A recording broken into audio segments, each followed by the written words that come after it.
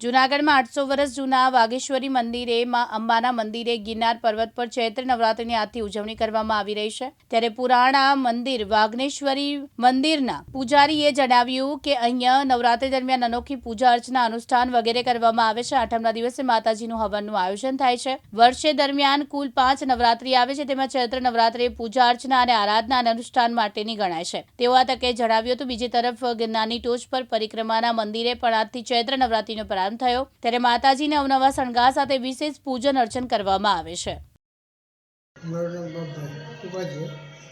પૂજારી તરીકે 18 વર્ષ છે અને આ નવરાત્રિ વર્ષમાં 4 આવે છે।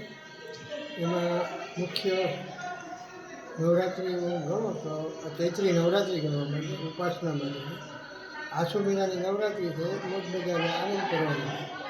પછી 3 નવરાત્રિ ડૂબ આવે છે, મહામાસ નવરાત્રિ આવે, એક શાકંભરી નવરાત્રિ, પોષણી નવરાત્રિ અને અષાઢ નવરાત્રિ। આમ વર્ષમાં 5 નવરાત્રિ આવે।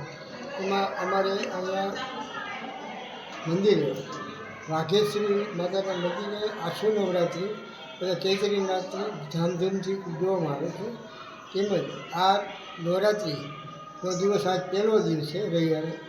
આવી રીતે 9 દિવસ લગી ધામધૂમથી ઉજવવામાં આવશે।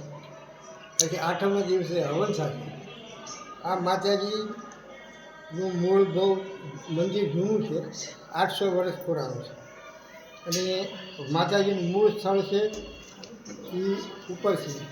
800 વર્ષમાં પહેલાં એક ભગત છે, માતાજીને નીચે ઉતાર્યા અને ત્યારથી માતાજી સ્થિર થયા।